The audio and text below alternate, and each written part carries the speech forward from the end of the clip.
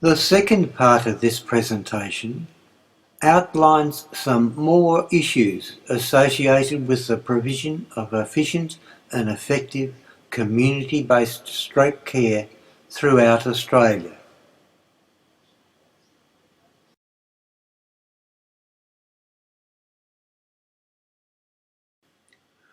Despite the dedicated efforts of the National Stroke Foundation, state-based stroke associations, and community-based stroke support groups, little has been achieved in redressing the lack of a nationwide, efficient and effective community-based stroke rehabilitation industry.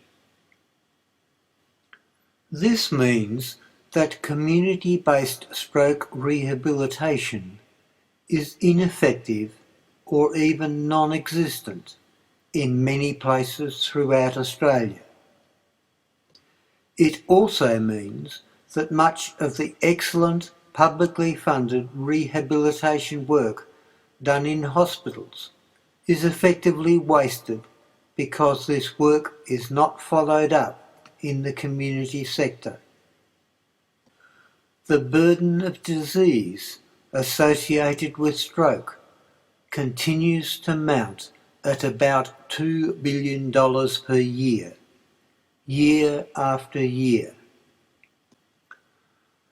The private suffering and disruption within Australian families places unnecessary stress on working Australians. And finally, regional and rural areas of Australia continue to get the rough end of the pineapple.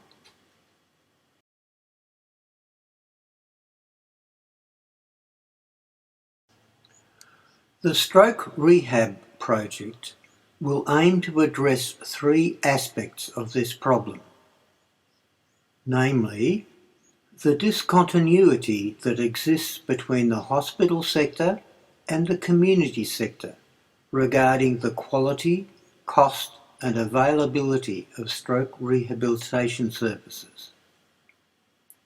It will do this by extending stroke rehab services from hospitals into all Australian communities and helping to transfer stroke rehab knowledge and experience into Australian communities. Secondly, it will address the lack of psychological services which help stroke survivors to overcome the negative attitudes and moods they often experience early in their stroke recovery journeys. And it will improve the effectiveness of community-based stroke rehabilitation.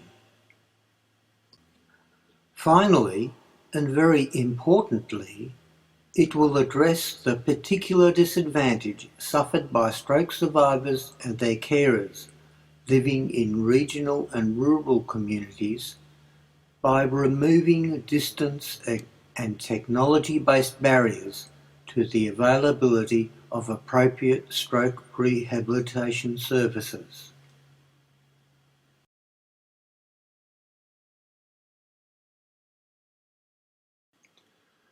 The ultimate success of this project will depend on two key bits of technology that have become available in very recent times. The first critical bit of technology is a camera-equipped iPad manufactured by Apple Incorporated. Although the 2010 version of the iPad doesn't have a built-in camera, the 2011 version almost certainly will, and hence will be able to support video calls using Apple's FaceTime technology.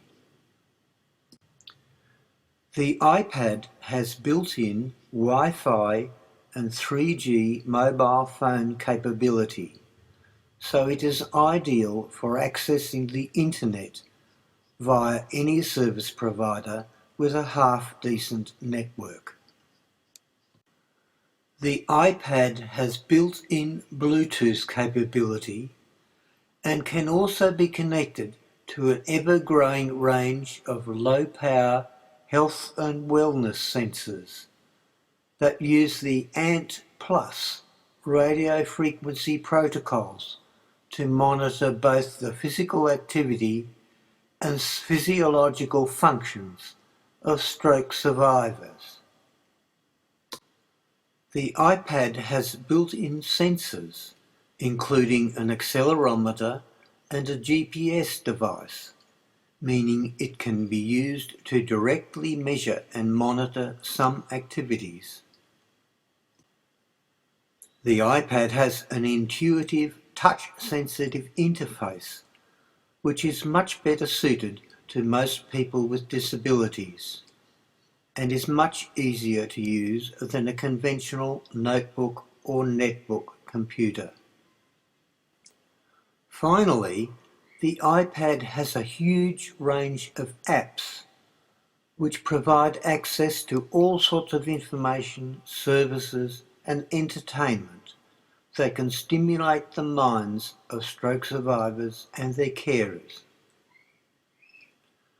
The second critical bit of technology is the National Broadband Network, which the federal government is currently building and which will eventually provide the vast majority of Australians, including those living in regional and rural communities, with fast, reliable access to the internet over the next 10 years or so. The NBN will replace the antiquated, slow and unreliable networks built and operated by Telstra and other suppliers over the past century. The NBN will support fast, reliable video communication as well as audio and data communication.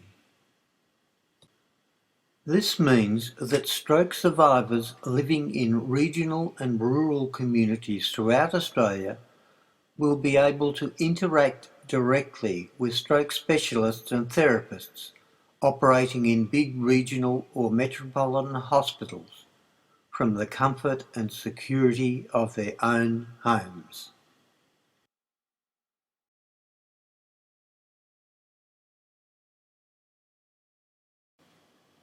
To summarise so far, I have argued from a stroke survivors and carers point of view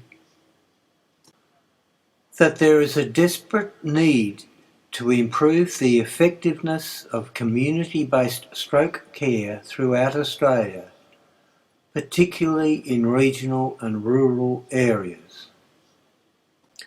I believe this can be achieved by extending the excellent hospital-based stroke care services into the communities where stroke survivors and their carers now struggle to rebuild their post-stroke lives.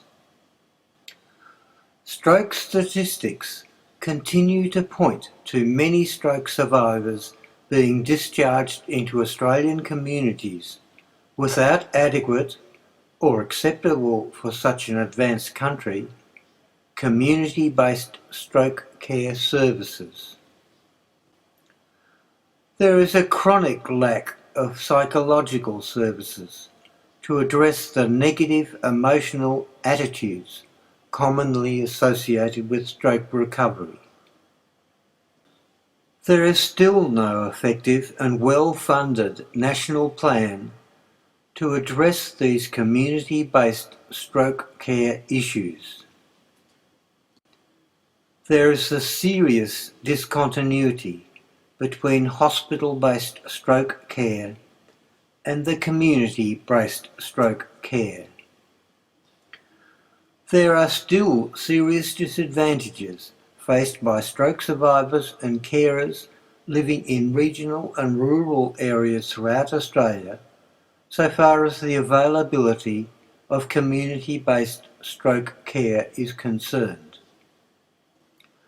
And two new technologies are now becoming available, namely the Apple iPad and the national broadband network.